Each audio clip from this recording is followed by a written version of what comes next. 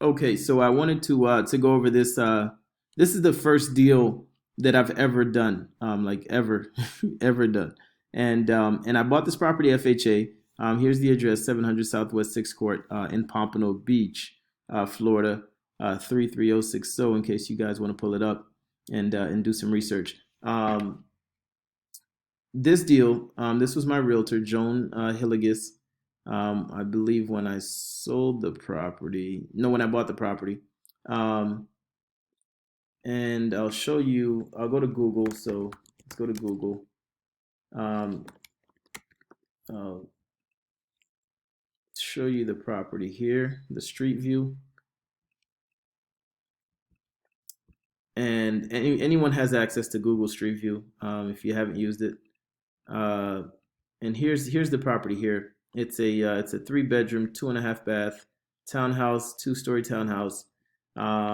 This is the door to get into the house, which is kind of weird. It's on the side. Um, and here's the garage. And I just drove into the garage every day, so I didn't need to use this door often. The roof looks a little older now because it's been, I think these properties were built in like 2004, so it's been 16 years as we're into 2020 now. Um, there's no neighbors across the street, which is good, right, for some privacy. Um, but this area isn't the best area either. This area isn't the best area either. Uh, but what I like about these types of townhomes, and I'm going to get a bit more advanced on you now, is that when you build these are 4 townhomes, 4 here and 4 here. When you build them like this, if these townhomes would have if the garage doors would have faced the street, they would have been too long across, and you wouldn't be able to fit 8 townhomes on there. But the fact that the lot is deeper and they built them deep, it accomplished a few things.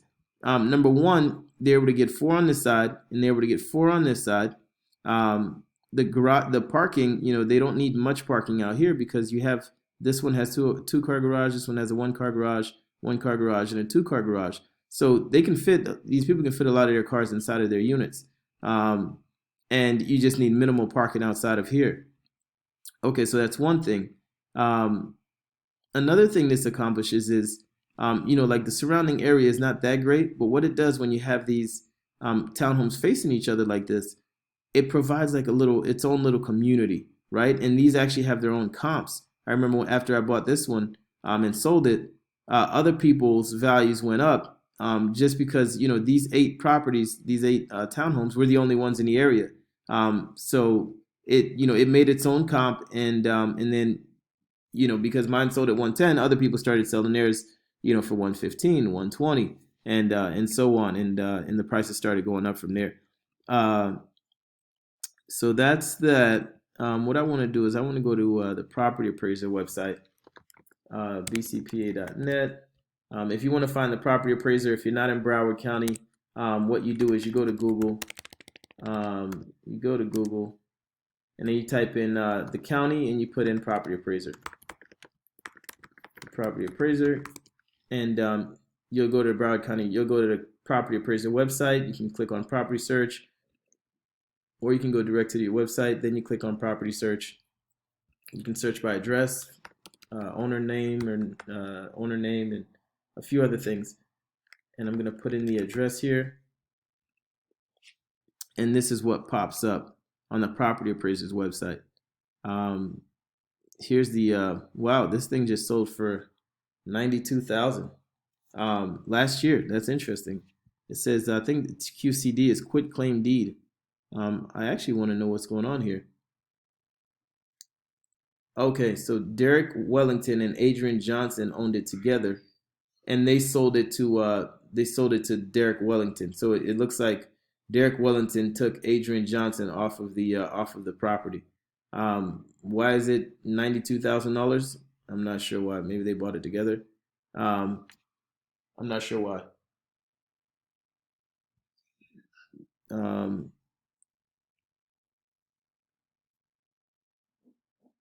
uh, okay, so what are we doing here? Okay, so I wanted to go back and check this. So this is where I bought it. This is where I sold it. I sold it for 110. I sold it on March 5th, 2012. That's the decision. That's the day I kind of made the decision to quit my job because I made a check. And here's me right here, grantor, and I sold it to the grantee for $110,000. Here's the warranty deed. The warranty deed is the document that shows transfer of ownership or shows ownership. Um, Robson Noel sold it to Pablo Leon, blah, blah, blah. Because I have a real estate, what I was going to show is that if we go back here, as you can see, there aren't any sales before 2012, and I'm not sure why they do that. But I know that I know that it sold. There was a sale before that because I had to buy this property, so I bought it before that. So what I'm going to do is I'm going to log in to my to a program that I have as a realtor. This is the MLS that I have, and we can talk about whether you should get your real estate license or not, and we will talk about that. And I do think it's a benefit. I think it's another stream of income, and there's just a world of opportunity after once you get your real estate license. There's just so many things you can do with it. You can just be a normal realtor and make checks that way. You can you can when you're flipping property, you can be your own listing agent, so you save 3% every time you do that. There's just so much that adds to your arsenal of what you can do by having your real estate license. You learn so much. Uh, you can start a brokerage where you hire other realtors under you and build out a business that you can eventually sell one day, or give to your kids or whichever. So there's just so much. You can manage property. I think you can manage property anyway, but there's certain things you can do. You can work for banks and do BPOs. There's just so much you can do with a real estate license. I believe you can even sell businesses. I've never really sold a business, but I am doing a nightclub deal now under my real estate license. And you can do commercial property. I mean, you can go on and on and on and on of things you can do with your real estate license. So I just think it's an invaluable tool. And then it gives you cool softwares like this one that I'm using now, which is called IMAP. And it's a software that pulls from the property appraisers. You see there's foreclosure search, there's MLS search, there's tax search. I'm going to pull up this property. And there it is, property address, Pompano Beach. There's the current owner, mailing address. It's a residential townhouse. And these sales, as you can see, these sales go back a bit further. And here in 2011, September 12th is when we closed. And I was the grantee. She was the grantor. She sold it. Paula Leon Douglas sold it to me for $80,000. Now, I sold it March 5th. I sold it for 110. So you would think I would have made 30,000, but I didn't, because I did get what's called I did get some assistance when I bought this property. I bought it with an FHA loan, actually. So if you don't own a home, you should look into getting an FHA loan, because you can buy a property no money down. I wouldn't recommend trying to flip it right away because that's not the way FHA wants you to do it. FHA wants you to live in it for, I think, 2 years or 1 year. I'm not exactly, I don't exactly remember how long they want you to live in a property, but it is a good way to acquire property and maybe live in it for a year or two, or however long they want you to, and then you can resell it, as long as values stay up and values are increasing. So here's where I bought it for 80,000. I didn't initially plan to flip it. I initially was going to live in it, but I bought it as a short sale, as an approved short sale. We'll talk about approved and not approved short sales later in another video, and why you should. I'll just tell you really quick. You should, if you're looking on the MLS for deals, or you're out in the marketplace looking for deals, an unapproved short sale means that the bank has not yet agreed to a number with the seller. The seller wants to sell the property. Let's say they owe 300,000. They want to sell it for 200,000 because it's only worth 200,000. They owe more than what it's worth. The seller can't sell the property for 200,000 because they're still going to owe the bank 100 grand. So the seller has to ask the bank formally in writing, hey, I want you to take 200,000 and forgive and forget about the other 100K. I want you to take a loss, is what the seller's telling the bank. I want you to take a loss on the 100,000. Well, that for that bank to take that loss, there's a certain process that the bank goes through. Um, I don't want to get too far into it, but basically, if the bank says, before the bank even knows about the deal, it's unapproved because the bank doesn't even know about it. When the bank knows about it, or when the seller submits a file to them, the bank will check it. They'll run all the numbers, see if the seller qualifies for that deal. And sometimes the seller qualifies to do a short sale at 200,000, but they lose the buyer for whatever reason. But now they're looking for a new buyer, right? But the bank has already agreed to the $200,000 deal. So that way, if you come in or you bring in a buyer, it's already approved for 200,000. So you can buy that property at 200,000. So that's basically what happened here. And I kind of fell into it. I didn't know, but I fell into an approved short sale. It was already approved at 80,000. So I bought it at 80. And I ended up getting from a program called the Florida Bond Down Payment Assistance Program. And what that was just kind of like a first time home buyer FHA thing where they give you $7,500 towards your closing costs. Well, my down payment and closing costs came up to like $7,800. So they were giving me $7,500. I only had to bring $292 at closing. That was my closing, my cash to close was $292. No, actually, did I get a credit at closing?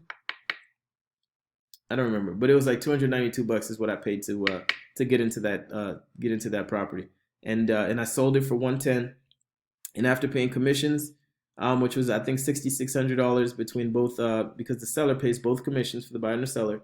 After I paid commissions, after I paid commissions and the $7,500 that I owed to the government because I sold the property before the whatever the time period was, 1 or 2 years that they let me get that down payment assistance funds for, I had to pay that back. If you stay in the property long enough, over that time frame, that threshold, you don't have to pay it back. But I ended up making 14,000. I was in my early 20s, and 14,000 was just a huge check. Just because I didn't grow up that way. We grew up kind of more reserved, less money. We waited for the income tax check to come through, right? Income tax check comes through, you make $5,000, and you buy furniture or you buy cars, and you buy what you need to buy during income tax season. So to make 14 grand, I was like, man, this is what I want to do. So I closed on March 12th, and I think I ended up quitting my job on March 22nd.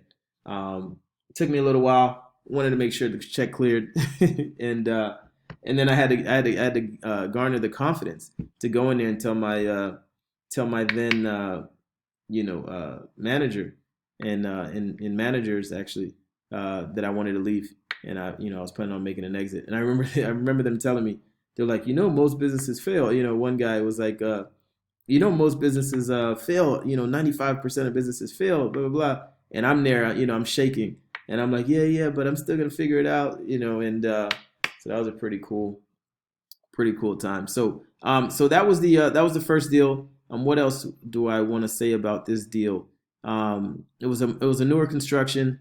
When you're buying townhomes, you want to make sure that you're buying what's called a fee simple townhome, meaning that this townhome sits on its own plot of land. And let me hurry up and try to show you here. I'm gonna go to View Map, and you see this is the map of these townhomes, 4 here and 4 here. You see, like, everyone has its own little square. That means each townhome is its own address, obviously its own address, but each townhome owns its own plot of land. This is one plot of land. This is another plot. You see it has a different folio number. The folio number is like a social security for property. So each one has a different, so every owner owns their own land. Now, sometimes you'll have a townhouse community that's owned by a condo association where they don't own their own land, and banks don't like that, and you probably shouldn't like that either. So that's just a little tip. So that's the first deal that I've ever bought, and it helped me quit my job actually. So that's that. On to the next video.